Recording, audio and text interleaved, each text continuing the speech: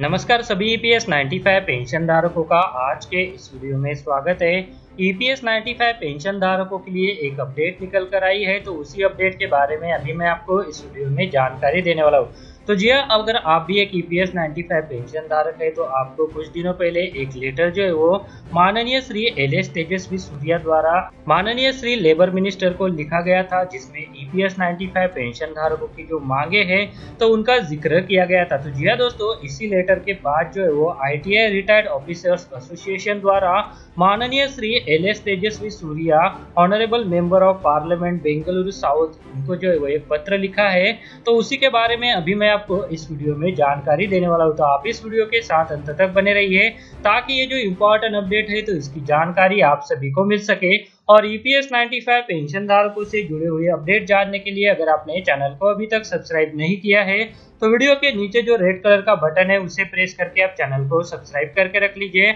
और उसके बाद जो बेल का बटन आएगा उसे भी आप प्रेस कर दीजिए ताकि भविष्य में जो भी अपडेट आए तो उसका नोटिफिकेशन आपको सबसे पहले मिल सके।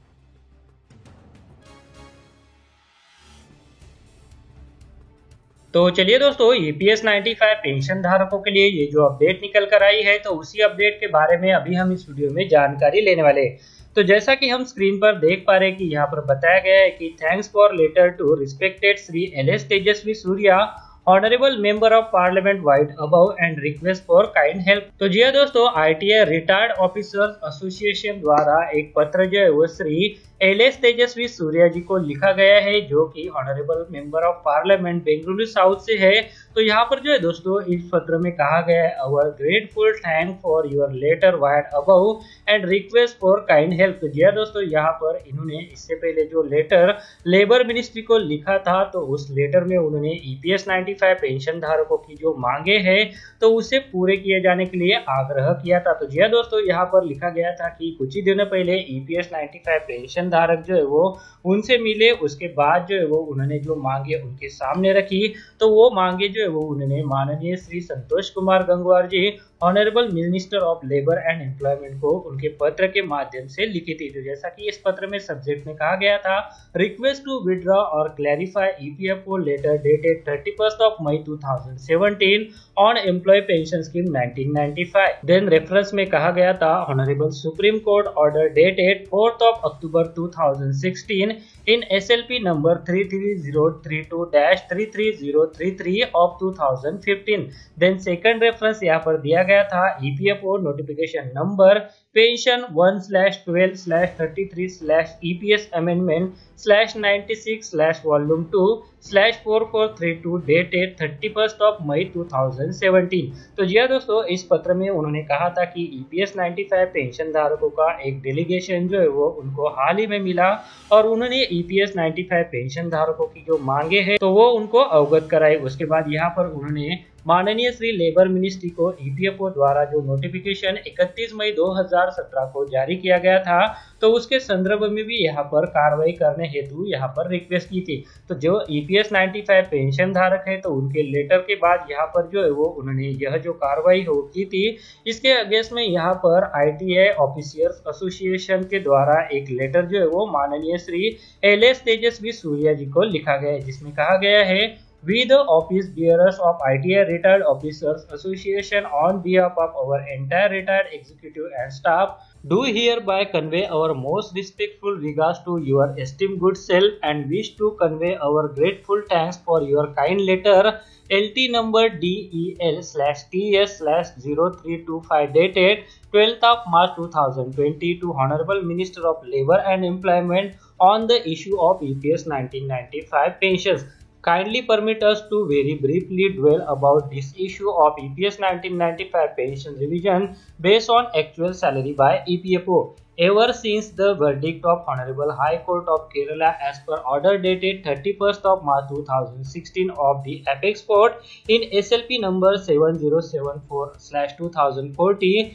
we have been requesting both Honorable Minister of Labour and Employment and Central PF Commissioner for extending the option for revision of EPS 95 pension based on actual salary to one and all without any discrimination. The EPFO instruction of 23rd of March 2017 Pursuant to the above request of ours and several organizations, was a great boom to all desirous optics who were willing to make additional contribution to pension funds with interest for the revision of EPS 1995 pensions. However, on 31st of May 2017, EPFO brought out another instruction wherein it is implemented for retirees of exempted company on the ground that their accounts are not available with them. This is not only a lame reason but also totally discriminatory among the EPS 95 pensioners. It is very much surprising to note that this rule is again discriminating even amongst the EPS 95 pensioners of exempted establishment, as more than 20,000 pensioners belonging to exempted company are already drawing revised pension based on their actual salary. We have submitted several appeals against this discriminatory treatment among the EPS 95 pensioners to every highest level in EPFO, Labour Ministry, MPs and even our most honorable Prime Minister, but of no avail.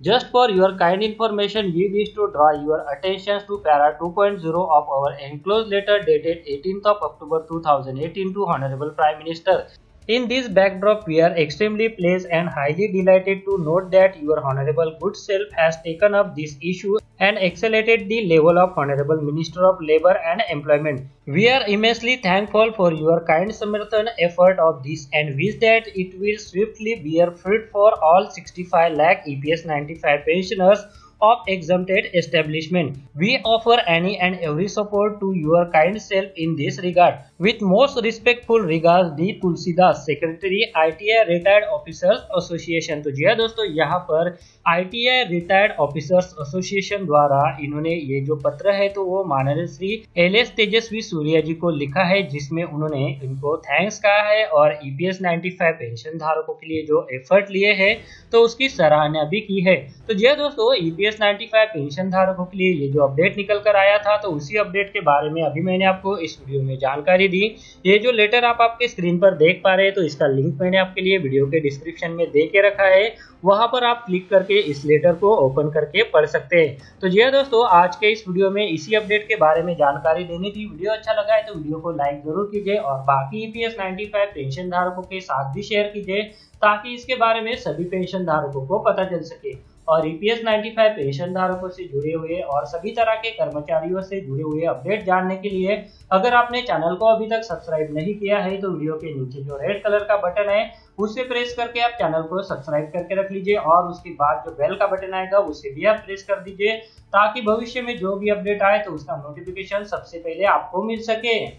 पहले अगर आपने trading account अभी तक open नहीं किया है तो video के डिस्क्रिप्शन में ट्रेडिंग अकाउंट ओपन करने के लिए मैंने लिंक दे के रखा है और अगर आप उस लिंक पर क्लिक करके ट्रेडिंग अकाउंट ओपन करते हैं तो आपको 300 रुपए का फ्लिपकार्ट वाउचर भी मिलेगा। तो जल्दी कीजिए और वीडियो के डिस्क्रिप्शन में दी गई लिंक पर क्लिक करके आप ट्रेडिंग अकाउंट ओपन कीजिए। ट्रेडिंग अकाउंट ओपन कैसे करना है तो इसके बारे में भी डिटेल वीडियो का लिंक आपको इस वीडियो के डिस्क्रिप्शन में मिल जाएगा। इस वीडियो को देखने के लिए आपका बहुत बहुत धन्यवाद। अगर आपको कोई सवाल है या फिर कोई कमेंट है तो आप इस वीडियो के नीचे जो कमेंट बॉक्स है वहाँ पे कर सकते हैं। और साथ में दोस्तों, अगर आप मेरे चैनल पे पहली बार विजिट करें तो मेरे चैनल को सब्सक्राइब कीजिए और जो उसके बाद बेल का आइकॉन आएगा उसे भी आप प्रेस कर दीजिए ताकि मेरे जो आने वाले वीडियोज है वो सबसे पहले आपको देखने को मिल सके।